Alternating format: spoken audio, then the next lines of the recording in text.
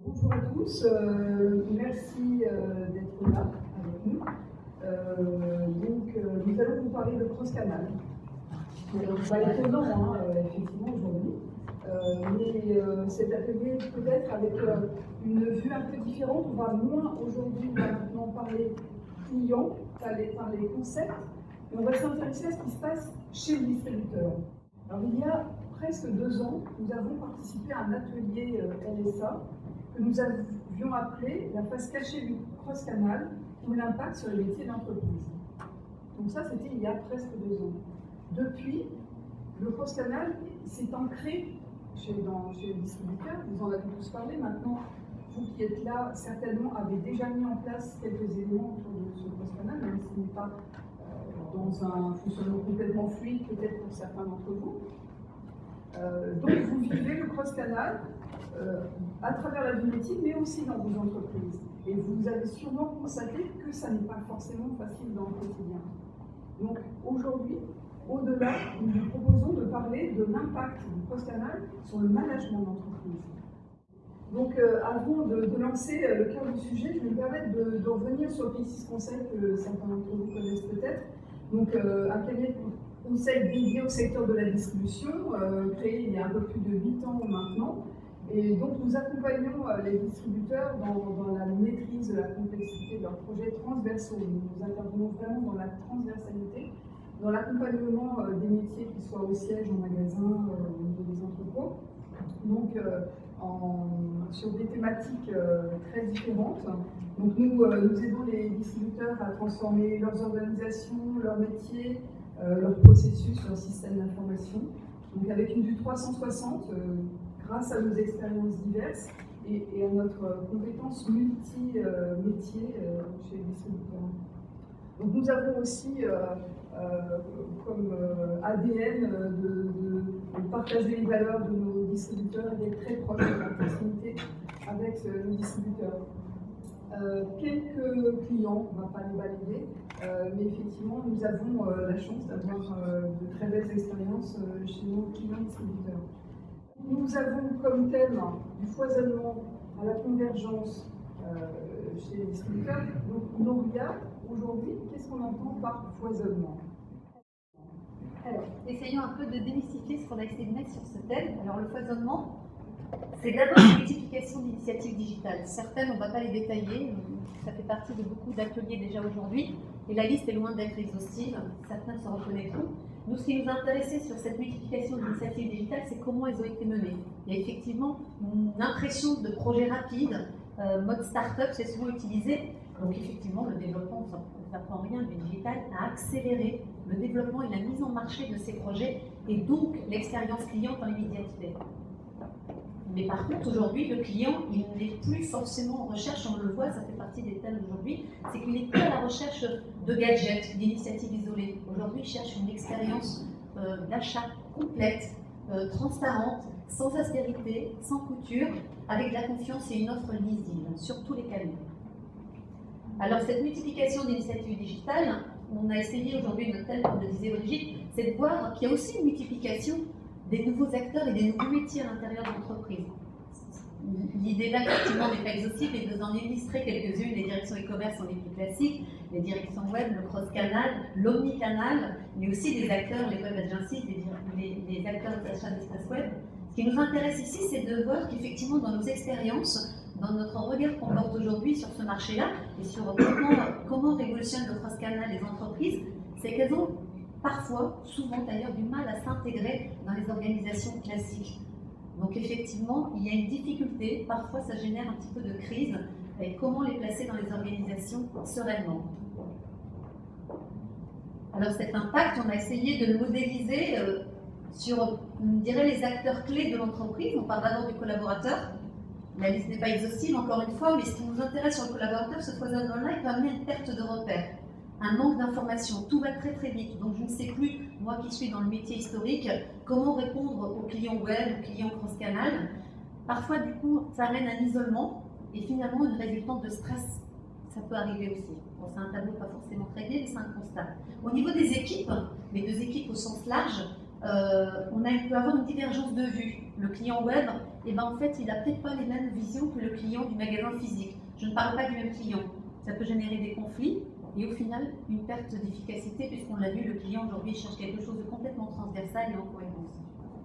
Au niveau global de l'entreprise, un manque de cohérence, on l'a vu sur les stratégies, tout à l'heure c'était un peu l'intervention. Quelle stratégie, comment cette stratégie digitale s'insère dans la vision de l'entreprise, dans l'ADN?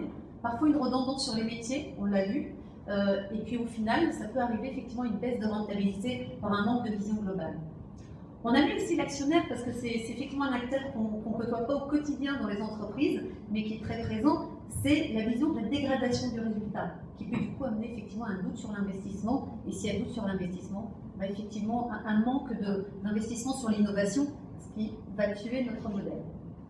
Ce qui nous intéressait aussi, c'est quand même de mettre le client, parce que c'est quand même avant tout le centre dans la distribution, c'est que le client peut aussi voir cet impact-là, perte de visibilité de l'offre et du service, perte de confiance dans la marque, ça peut arriver, et puis pour le coup, une accélération du zapping, puisqu'on est en hyper-concurrence, tout le monde propose les mêmes services. Donc ce qu'il cherche le client, c'est effectivement une offre sans austérité, une offre transparente. Maintenant qu'on a dépeint un petit peu ce petit tableau, essayons, est-ce que c'est normal ou c'est complètement contextuel ou exceptionnel dans l'évolution de l'entreprise? Ça paraît un peu pessimiste, cette perception des choses, mais avec nos expériences, on peut constater qu'aujourd'hui, les entreprises de la distribution sont en pleine révolution interne et en plein questionnement. Je ne sais pas si vous reconnaissez à travers certains des éléments qui ont été abordés aujourd'hui, mais pour prendre un petit peu de recul, pour voir ça autrement, je vous propose une petite minute de théorie sur le cycle de vie des entreprises. Il ne faut pas s'affoler, mais je reviens là-dessus. Alors, certains d'entre vous connaissent peut-être, donc on a fait une représentation de l'entreprise, donc avec la croissance de l'entreprise. Je ne sais pas du tout, peut-être que donc la croissance de l'entreprise et l'énergie des collaborateurs. Donc, dans une première phase qu'on appelle la phase pionnière, ou le fonctionnement en start-up, que vous avez tous vécu peut-être. Donc l'énergie est très forte. Effectivement, il faut à ce moment-là tout prouver. Donc à ce moment-là, dans cette phase pionnière, tout le monde fait un petit peu de tout, le management n'est pas important. Par contre, la motivation est là. Tous les collaborateurs participent à tout, avec peu de choses. Bon, à un moment donné, effectivement, la croissance démarre, l'entreprise doit se structurer, s'organiser, mettre en place des procédures, des modes opératoires, des responsabilités bien définies. À ce moment-là, le mode de management doit changer. Donc, on a à ce niveau-là une perte d'énergie des collaborateurs, qu'on met un peu plus dans un carcan, qui doivent jouer un rôle un peu plus spécifique que ce qu'on leur demandait de faire avant. Donc là, on est déjà dans une transformation de l'entreprise. Donc, au-delà, donc là, on a effectivement besoin systématiquement d'un changement de mode de management, plus hiérarchique. Dans une phase d'hyper-concurrence, effectivement, les entreprises, à un moment, sont talonnées par leurs concurrents. Il faut, du coup, continuer à chercher les moyens de rentabiliser les opérations. On complexifie les modes opératoires, on teste encore de nouveau, on met en place de nouvelles initiatives. Le collaborateur a du mal à s'y reconnaître et on voit exactement ce que Noria a décrit tout à l'heure. Donc, potentiellement, danger. C'est une phase dans laquelle le collaborateur peut voir sa motivation baisser et l'entreprise stagner en termes de performance et de chiffre d'affaires. De motivation. Donc là, à ce moment-là, on a ce que font les entreprises, c'est se recentrer sur l'essentiel, se recentrer sur leur métier de base et se recentrer sur le client. Souvent, c'est à ce moment-là qu'on va donner du sens, en interne pour redémarrer très vite la progression, ça peut nous montrer si c'est le cas. Donc, remettre le collaborateur au centre du dispositif avec un management qui va évoluer, si tu peux, donc un management qui évolue encore par rapport au management hiérarchique, en donnant aux collaborateurs plus d'initiatives et développer qu'ils puissent développer la créativité et l'innovation avec un mode de management qui intégrera la communication et du décloisonnement. Et alors, est-ce que ce cycle de vie, on peut justement l'analyser, le mettre un peu au regard de ce qui se passe sur le digital, d'un point de vue au niveau d'une organisation ou d'une activité? Oui, effectivement, là, on était sur la théorie du cycle de vie des organisations, d'ailleurs, qui ressemble beaucoup à celle des produits que vous connaissez. Mais ce cycle de vie peut s'adapter aux organisations dans toutes les entreprises. Alors, si on prend par exemple le e-commerce, chez la plupart des distributeurs qui tiennent en retard, le e-commerce a démarré en mode start-up. Donc, dans cette phase pionnière, et c'est souvent le mode le plus efficace qui permet d'aller vite et de tenir le marché. La plupart des distributeurs comme ça, mais bon, c'est pas tous. Vous verrez d'ailleurs dans l'échange avec nos invités aujourd'hui. Ensuite, effectivement, quand la croissance arrive pour obtenir la rentabilité du e-commerce et qui s'intègre dans le cross-canal, on a besoin de faire converger les organisations, de tous les, au niveau du marketing, les équipes soient intégrées, au niveau de la supply chain, donc il faut aussi intégrer les flux, etc., etc. Donc cette phase dans laquelle beaucoup de distributeurs sont aujourd'hui, effectivement, est une phase délicate qui va complexifier les modes opératoires chez du e-commerce et du cross-canal. Donc, pour finir, c'est cette phase dont nous souhaitons vous parler pour aller plus loin et continuer le développement d'entreprise. Il faut effectivement un changement au niveau du management du distributeur. Alors, comment on va vers la convergence? Alors, la convergence, on a essayé de vous dire, voilà, la convergence, il faut passer par quoi? Pour nous, ça nous paraît important, effectivement, pour repartir sur cette dynamique de croissance, c'est que ça doit passer par un modèle d'organisation. Certains l'ont peut-être déjà en place, ou y réfléchissent, qui doit s'appuyer sur un style de management, qui doit développer, qui doit mettre en œuvre un style de management, qui doit effectivement développer des façons de travailler ensemble, et au final, qui doit effectivement adopter, faire évoluer les comportements, nos comportements du collaborateur. On a vu qu'on a fait évoluer les comportements du client qu'on suit. Il faut faire effectivement le même exercice au niveau des comportements mais des collaborateurs à l'entreprise. Donc juste rapidement, avant de passer sur le témoignage de nos invités de l'Ecodeco, c'était essayer de démystifier, mais en quelques minutes rapides, mais c'est quoi ce modèle d'organisation? C'est un modèle d'organisation matricielle qui est plus répandu dans les entreprises industrielles ou internationales, dans laquelle on va mettre en place une co-responsabilité entre un management hiérarchique au niveau des différents métiers, offres, services, marketing, supply chain, etc., que vous connaissez tous, au regard d'un management fonctionnel qui, lui, va faire en sorte de développer et rentabiliser des activités particulières, par exemple le e-commerce. On a effectivement une approche transversale au niveau des activités. Et qui est finalement assez proche, au final, du mode projet que la plupart pratiquent, que nous connaissons tous très bien. Alors, il s'agit ici, justement, le mode projet, effectivement, est un mode transversal, et nous intervenons beaucoup dans ce mode de fonctionnement, oui, mais le mode fonctionnel, management fonctionnel, lui, est pérenne dans le temps. Il va accompagner la mise en place, le déploiement et la mise en performance des activités d'entreprise jusqu'à ce que ces activités rentrent dans l'ADN de l'entreprise. Le jour où le e-commerce deviendra vraiment du commerce, on n'aura plus forcément besoin de l'animer en mode fonctionnel. Et on ne parlera plus de e-commerce. Exactement. On parlera de commerce. Donc, on a parlé du mode de management hiérarchique, du mode de management, oui, c'était bien, du mode de management hiérarchique, fonctionnel, donc là vous les connaissez. On pense par contre que ça ne suffit pas. Certaines entreprises ont mis en place un management fonctionnel, une organisation matricielle, mais s'aperçoivent que ça ne suffit pas, que les collaborateurs ne parlent pas, n'échangent pas, même si aujourd'hui ils se sont rapprochés, si la convergence a été partiellement faite.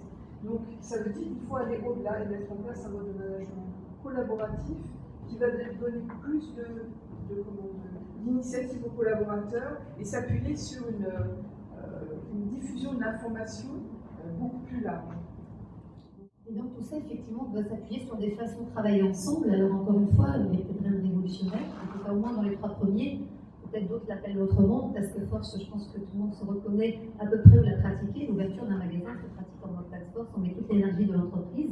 Le mode projet, on ne va pas revenir dessus. Le mode par processus qui permet de mettre en place l'amélioration continue Là, ce qui nous intéressait, c'est effectivement de mettre en avant, tout comme sur le collaboratif, cette partie qu'on appelle un réseau. Alors, au-delà des réseaux sociaux, là, ce qu'on veut privilégier, c'est l'autonomie du collaborateur, c'est la prise d'initiative pour redonner la dynamique de l'émulation et de la créativité.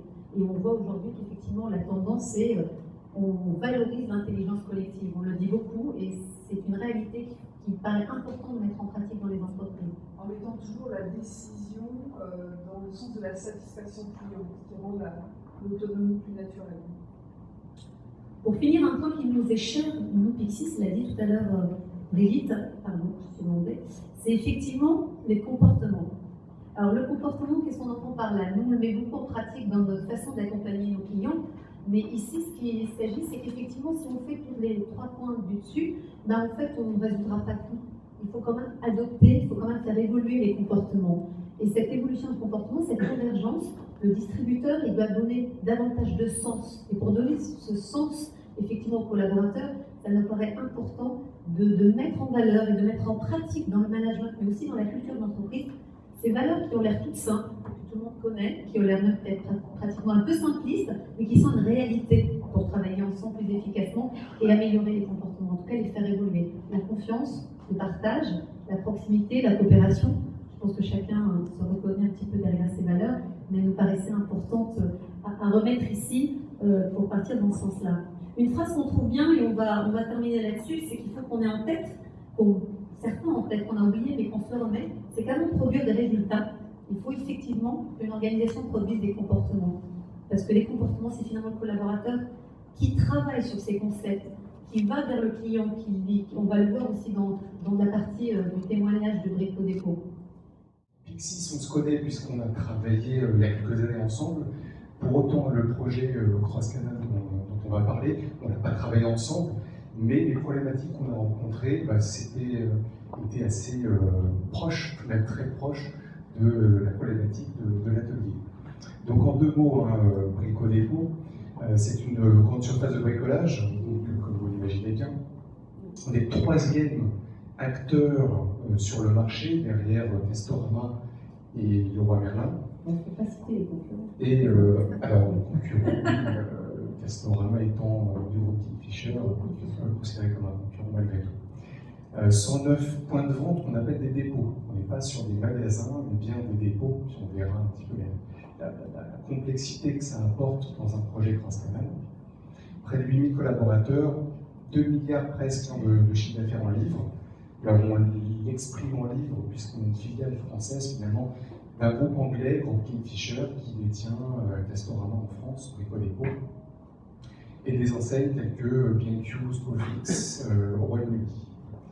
Et Brico Dépôt est présent dans 4 pays en Europe, donc la France historiquement, et puis l'Espagne, et puis un développement récent au Portugal et en Roumanie.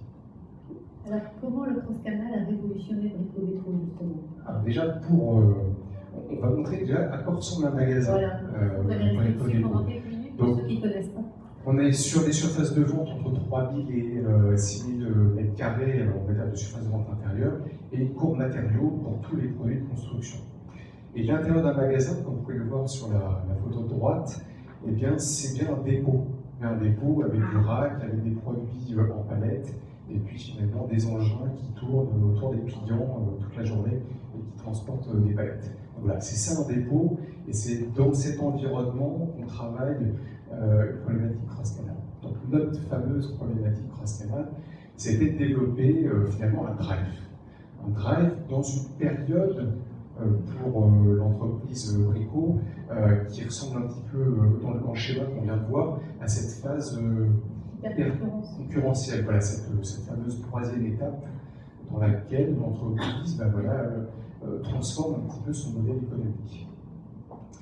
Et du coup, ce qu'on propose à notre client, dans le cadre d'un click and collect, dans le cadre d'un drive, c'est de passer sa commande on l'a fait sur 2 magasins pilotes à Nîmes et à Maubeuge, dans le Nord, c'est de passer sa commande en ligne sur la quasi-exhaustivité de l'offre produit, aussi bien des produits de l'intérieur de vente, enfin de la surface de vente, comme des produits matériaux, en gros volume et des produits extrêmement volumineux, et de passer sa commande sur le web, d'acheter en ligne, et de pouvoir récupérer sa marchandise 2 heures après. Donc c'est une promesse assez volontariste, on va dire, mais et ceci dès 7 heures du matin. Donc on ouvre nos points de vente à 7 heures du matin, et ce qui offre la possibilité à des clients type artisans de passer des commandes la veille, de préparer le chantier, et de venir dès l'ouverture du magasin à 7 heures et de récupérer très vite la marchandise pour gagner du temps sur le chantier. Et un artisan, évidemment, on sait qu'un gain de temps, c'est du business. Donc en termes de promesses clients et de propositions de valeur, on s'axe sur la fluidité de l'achat, la fluidité du parcours. Et ça fait un petit peu écho à la présentation de Georges Duarte tout à l'heure. On a cherché à séparer le flux d'un client traditionnel qui vient au magasin d'un flux click and collect. Donc en cela, on paye directement en ligne en tant que client et on a un accès privilégié avec un comptoir, alors mutualisé dans les activités back-office, on va dire, mais un comptoir client dédié pour venir récupérer sa marchandise très rapidement. Donc comptoir dédié, place de parking, zone de chargement dédiée. On est en fait un mi-chemin entre un click and collect et un drive.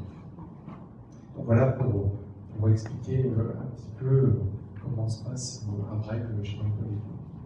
Alors quel impact ça a eu le fait de mettre en place, de travailler ce concept, ce nouveau canal de vente? Comment vous avez organisé ça? C'est un projet qui nous a occupé une bonne année. On a commencé il y a à peu près 1 an.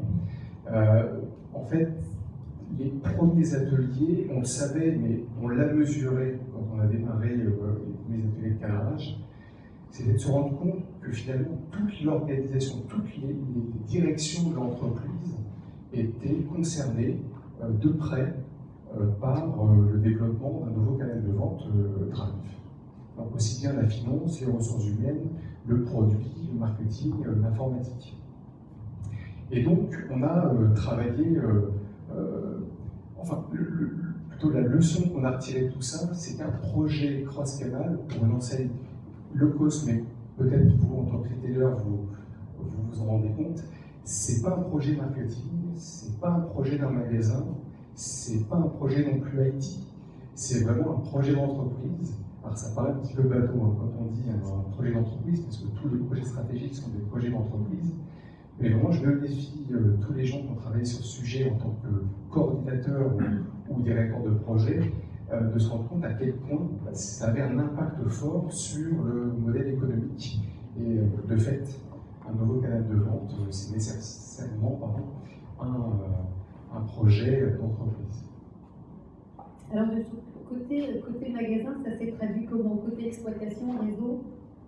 Et alors, côté exploitation, une fois qu'on a mis dans le shaker ce que nous a expliqué Jonathan avec le périmètre, la volonté de proposer à notre clientèle l'exhaustivité de la gamme, d'avoir un niveau de service performant, puisqu'on a un engagement sur 2 heures, d'intégrer le fait que, et ça vous l'avez bien dit, Maria et Brigitte, le fait qu'avec ce nouveau mode de consommation, on avait le risque de dégrader le modèle économique, et là, il a fallu qu'on arrive à créer quelque chose qui soit finalement le plus efficient possible.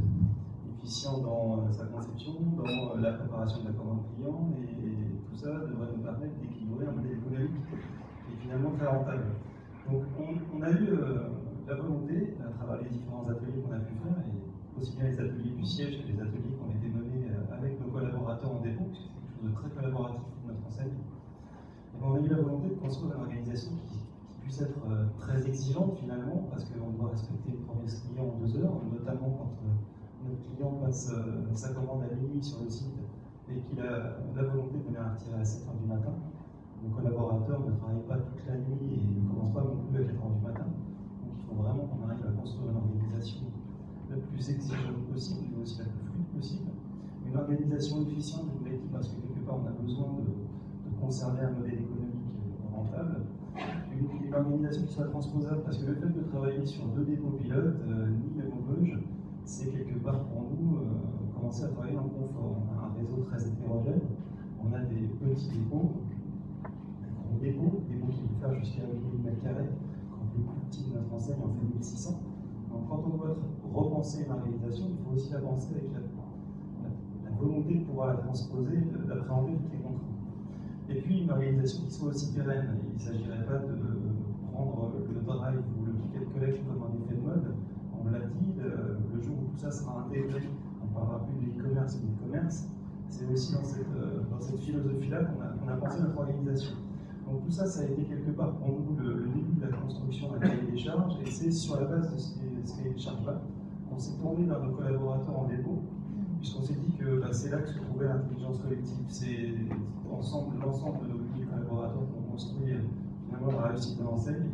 Et puis vouloir se mettre sur ce nouveau canal de vente, c'était dès le début les impliquer. Il fallait qu'ils nous aident à construire ce qui allait être aussi bien la partie outil que la partie opérationnelle, que la partie relation client. Alors on fait signe qu'on est très très en retard sur le timing. Eh bien, je vais aller très vite du coup. Dans notre modèle de réflexion, au-delà du fait qu'on a intégré cette notion d'intelligence collective, on s'est aussi dit que pour conserver une bonne rentabilité, on allait décider de travailler quasiment sous contrainte, en intégrant comme contrainte le fait que dans un univers low cost où le client fait tout seul en libre service, on allait devoir demain préparer la commande dans un temps limité, avec pas de moyens supplémentaires. On ne va pas créer des équipes dédiées au drive, on va faire en sorte de mutualiser les compétences de nos collaborateurs. Et puis, assez rapidement, on a construit une organisation opérationnelle et on a voulu faire en sorte que l'outil IT qui allait devoir être développé pour justement préparer ces commandes clients soit le plus intuitif possible. Donc, après les ateliers en dépôt, on a eu des ateliers avec le service IT chez nous et ils ont réussi à nous créer un outil finalement très intuitif. Sur la phase de prototypage, on est aussi rapidement retourné en dépôt pour donner à nos collaborateurs le résultat de leur réflexion, donc notamment en manipulant l'outil. Le retour d'expérience a permis là aussi qu'on soit le module de formation, et une fois qu'on a eu formé nos collaborateurs à un outil qu'ils avaient créé, je dirais, avec nous, et ben on a eu une forte adhésion. Donc l'efficience en synthèse, l'efficience est passée par s'appuyer sur les collaborateurs, s'appuyer sur le magasin, donner du sens et réfléchir à un besoin global du client. Et cette efficience est passée, vous l'avez dit plusieurs fois le mot, l'intelligence collective. Exactement. C'est vraiment la collaboration de chacun qui a amené le résultat. Et quelque part, les freins qu'on avait au changement, parce que dire à nos collaborateurs, alors au début, ils nous parlaient même de client web. On leur a dit client virtuel. On leur a dû expliquer que le client virtuel, c'était l'équivalent du client quotidien qui venait en dépôt, sauf qu'il allait faire ses courses sur le web, mais il pouvait toujours retirer la marchandise. Et on sait que la relation client était très importante. Donc on a dès le début développé cette notion de client virtuel. On ne plus parler que de clients. Et puis, quelque part, ça a donné tous les freins. Ils ont complètement, appréhendé le modèle, et puis ils sont à fond dedans, comme on dit chez nous. Donc finalement, vous êtes parti un petit peu en retard au niveau du marché, ce que vous disiez par rapport à la concurrence, mais vous avez pris quand même une expérience de ce qui est fait aussi aujourd'hui pour l'appliquer dans votre organisation de modélisation. Oui, il y a un gros benchmark à l'international, un petit benchmark aussi dans le groupe. Et puis, pour synthétiser voilà ce qu'on vient de se dire, c'est qu'il y a un impact évidemment sur le modèle économique.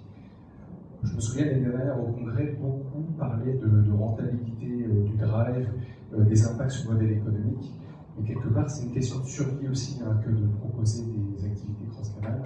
Et pour une enseigne qui a au cœur de son modèle quelque chose de très robuste, très important aux yeux d'un groupe comme Kingfisher, eh bien, la nouvelle proposition de valeur finalement qu'on propose aux clients, eh bien, ça va aller largement les quelques dysfonctionnements qu'il pourrait y avoir en magasin. Et bien au contraire, on a trouvé des nouveaux leviers de productivité en magasin pour inclure cette activité. Donc, impact positif, je dirais même sur le modèle économique. Merci Jonathan, merci Julien pour ce témoignage fort intéressant. En fait, en conclusion, on dit que jusqu'à maintenant, on avait l'impression que les entreprises les distributeurs avaient le choix de ne pas avancer, de ne pas changer, mais c'est terminé maintenant et on pense vraiment qu'il est nécessaire de changer. Alors pourquoi? Parce qu'on nous a parlé du foisonnement des initiatives. En fait, on a aujourd'hui une accélération de la transformation autour du digital, autour du cross-canal en particulier. On a une nécessité impérative de développer l'information efficiente du collaborateur, hein, c'est pas moyen sur l'information, mais vous vous êtes tourné vers l'information pour le client final, maintenant, il est peut-être nécessaire de se préoccuper de la qualité et de l'efficacité de l'information que peut avoir le collaborateur pour le mobiliser et l'intéresser dans la durée à la transformation de l'entreprise. Et aussi, donc, avoir une approche globale de la rentabilité de l'entreprise, comme Jonathan nous en a parlé tout à l'heure. Voilà. Le mot de la fin, c'est qu'aujourd'hui, comment? Alors, ça paraît, c'est un peu la synthèse de ce qu'on s'est dit. C'est impératif, produire des comportements, produire des résultats, développer la coopération qui s'appuie sur l'intelligence collective, je pense que c'est un point fort, favoriser l'émulation et donc la créativité nécessaire pour continuer à innover sur ces concepts, et puis permettre l'accès de tous à une information. Et puis si on a essayé de synthétiser tout ça on va dire dans un mot qui nous est important, c'est ce qu'on a appelé effectivement le cross-management, qui est un clin d'œil évidemment au cross-canal. Ça nous paraissait intéressant d'appliquer ça à l'intérieur de l'entreprise. On n'a pas souvent l'occasion de regarder ce qui se passe à l'intérieur. Merci beaucoup. Merci. Merci beaucoup. C'est intéressant.